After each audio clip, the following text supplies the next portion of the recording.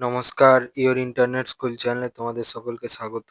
তো আজকে আমরা তোমাদের ক্লাস 9 এর ভৌত বিজ্ঞানের রায় ও মার্টিন কোশ্চেন ব্যাংক অনুসারে প্রথম পর্যায়ক্রমিক মূল্যায়নের মডেল সেট 7 এর প্রশ্নগুলোর সমাধান করব। তো দেরি না করে চলো ভিডিওটা শুরু করা যাক।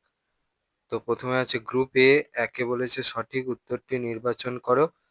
একেরটা বলেছে বলের মাত্রিয় সংকেতটি হলো, সঠিক অপশন হচ্ছে অপশন বি, ml (10⁻²). পরে দুয়ে বলেছে যেটি ভৌত রাশি নয় তা হলো, সঠিক অপশনটা হবে হচ্ছে অপশন এ, জল। পরে তিনে বলেছে প্রদত্ত কোনটি স্কেলার রাশি, সঠিক অপশনটা হচ্ছে অপশন ডি, কার্য। পরে চারে বলেছে নিউটনের দ্বিতীয় গতিসূত্রের গাণিতিক রূপটি হলো, সঠিক অপশন হচ্ছে অপশন সি। পাঁচে বলেছে সূর্যের চারিদিকে পৃথিবীর প্রদক্ষিণ হলো, সঠিক অপশন হচ্ছে অপশন বি, বৃত্তীয় গতি। পরে ছয় বলেছে প্রোটন ও নিউট্রনের মধ্যে যে কণার আদান প্রদানের ফলে নিউক্লিয় বলের সৃষ্টি হয় সেটি হলো, সঠিক অপশন হচ্ছে অপশন বি, পাই মেসন। পরে সাতে বলেছে হাইড্রোজেনের সবচেয়ে ভারী আইসোটোপটি হলো, সঠিক অপশন হচ্ছে অপশন সি, 1H3। পরে আটে বলেছে কোন বিজ্ঞানী নিউট্রন কণা আবিষ্কার করেন, সঠিক অপশন হচ্ছে অপশন বি, জেমস ডুইক। পরে গ্রুপ বি এর দুয়ে বলেছে নিম্নলিখিত প্রশ্নগুলির অতি সংক্ষিপ্ত উত্তর দাও, বিকল্প প্রশ্নগুলি লক্ষণীয়। একেরটা বলেছে আলোকবর্ষ মৌলিক একক না লব্ধ একক। দেখো উত্তর, ওই প্রশ্নের উত্তরটার জন্য এই প্রশ্নের উত্তরটা লিখলে হবে মূল যা মৌলিক তা একই। তাহলে উত্তরটা হচ্ছে মূল একক বা হচ্ছে মৌলিক একক। পরে দুইয়ের একের অথবা বলেছে সমতলিক কোণ পরিমাপের জন্য কোন একক ব্যবহার করা হয়, উত্তরটা হচ্ছে রেডিয়ান। পরে দুইয়ের দুয়ে বলেছে শূন্যস্থান পূরণ করো, ক্ষমতা হলো ড্যাশ রাশি, উত্তরটা হচ্ছে স্কেলার। পরে দুইয়ের তিনে বলেছে সমান দ্রুতি কিন্তু অসমবেগ বিশিষ্ট গতির একটি উদাহরণ দাও, উত্তরটা হচ্ছে ঘড়ির কাঁটা। পরে দুইয়ের চারে বলেছে সরল দোলগতির ক্ষেত্রে এ প্রপোর্শনাল টু -x এর অর্থ কি, যেখানে F = বল, x = সরণ। উত্তর এখান থেকে এই পর্যন্ত লিখবে। পরে দুইয়ের পাঁচে বলেছে বেগ শূন্য কিন্তু ত্বরণ আছে এমন একটির উদাহরণ দাও, উত্তর এখান থেকে এই পর্যন্ত লিখবে। পরে দুইয়ের পাঁচের অথবায় বলেছে কোনো বস্তুকে 10 নিউটন বল দ্বারা টানলে ওই বস্তুটি তোমার ওপর কি পরিমাণ বল প্রয়োগ করবে, উত্তরটা হচ্ছে 10 নিউটন।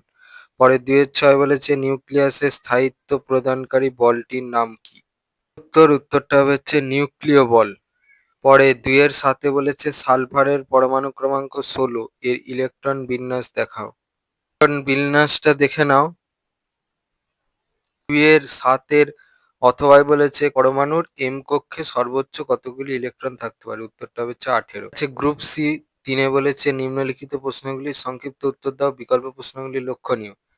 একেরটা বলেছে 50 গ্রাম ভরের একটি নিরেট ধাতব বলকে মাপনীর চোঙে থাকা 200 সিসি জলে পুরোপুরি ডুবিয়ে দিলে জলতলের পাঠ পাওয়া যায় 250 সিসি। ওই বলটির উপাদানের ঘনত্ব কত, উত্তর এখান থেকে উত্তরটা চলছে পর্যন্ত লিখবে।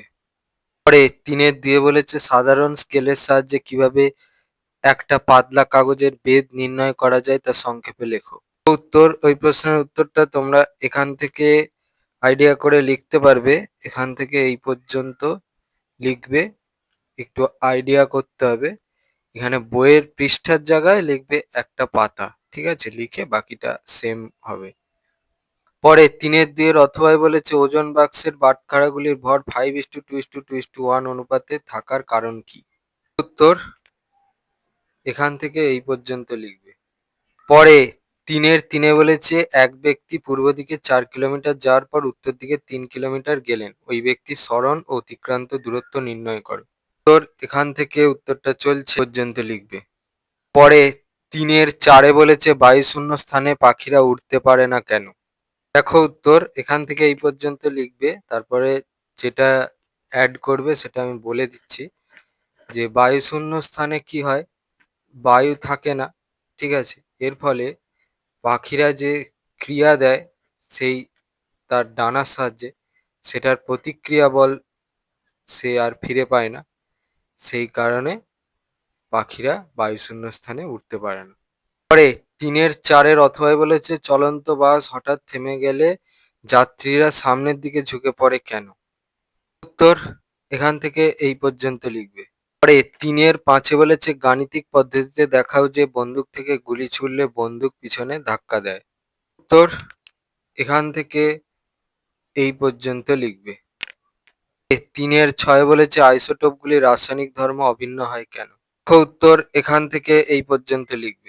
3-এর 7 বলেছে রাদারফোর্ড কিভাবে উপলব্ধি করেন যে পরমাণুর অধিকাংশ স্থানই ফাঁকা?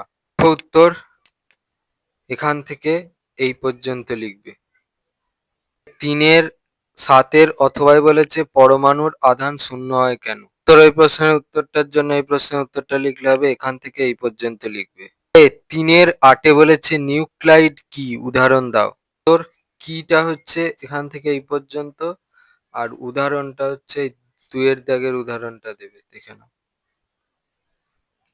গ্রুপ ডি-4 বলেছে নিম্নলিখিত প্রশ্নগুলির উত্তর দাও, বিকল্প প্রশ্নগুলি লক্ষণীয়। একটা বলেছে দেখাও যে সাধারণ তুলা যন্ত্রের সাহায্যে বস্তুর ভরই পরিমাপ করা হয়, ওজন নয়। ওই প্রশ্নের উত্তরটার জন্য এই প্রশ্নটার 1-এর প্রশ্নের উত্তরটা লিখতে হবে, এখান থেকে এই পর্যন্ত লিখবে।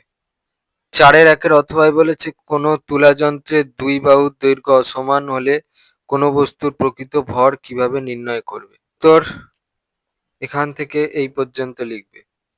4-এর 2 বলেছে বীজগাণিতিক পদ্ধতিতে v square equal to u square plus 2a এর সমীকরণটি প্রতিষ্ঠা করো যেখানে প্রতীকগুলি প্রচলিত অর্থবহ। উত্তর এখান থেকে এই পর্যন্ত লিখবে।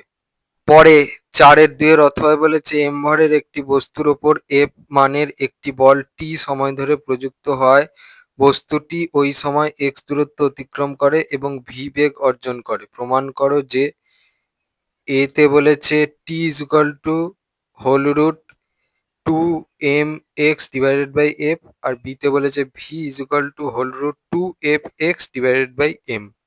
উত্তর এই প্রশ্নটা সেকেন্ড প্রশ্নটা দিয়েছে, এখান থেকে উত্তরটা চলছে পর্যন্ত।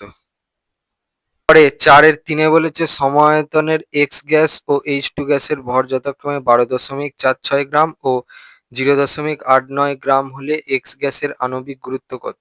উত্তর এখান থেকে উত্তরটা চলছে পর্যন্ত লিখবে। 4-এর 3 অথবায় বলেছে 22 গ্রাম CO2 থেকে 10⁻20টি অণু অপসারণ করলে কতগুলি CO2 অণু পড়ে থাকবে? উত্তর এখান থেকে উত্তরটা চলছে পর্যন্ত লিখবে। তোমাদের ক্লাস 9-এর ভৌতবিজ্ঞানের রায় ও মার্টিন কোশ্চেন ব্যাংক অনুসারে প্রথম পর্যায়ক্রমিক মূল্যায়নের মডেল সেট 7-এর প্রশ্নগুলোর সমাধান। তো তোমাদের যদি এই ভিডিওটা ভালো লেগে থাকে তাহলে ভিডিওটাকে অবশ্যই লাইক করে দাও এবং আমাদের চ্যানেলটাকে অবশ্যই সাবস্ক্রাইব করে দাও। এই ধরনের ভিডিও নোটিফিকেশন চটজলদি পেতে হলে আমাদের চ্যানেলটাকে সাবস্ক্রাইব করার পাশাপাশি পাশে থাকা বেল আইকনে গিয়ে অবশ্যই ক্লিক করে দাও, যাতে করে ভিডিও আপলোড হওয়ার সাথে সাথেই তোমরা তার নোটিফিকেশন পেয়ে যাও। আর দেখবে ভিডিও ডেসক্রিপশনে আমাদের টেলিগ্রাম এবং হোয়াটসঅ্যাপ গ্রুপের লিঙ্ক দেওয়া আছে, সেখানে তোমরা চটজলদি জয়েন করে যাও। তো আজকের মতো ভিডিওটা এই পর্যন্তই, দেখা হচ্ছে পরবর্তী ভিডিওতে।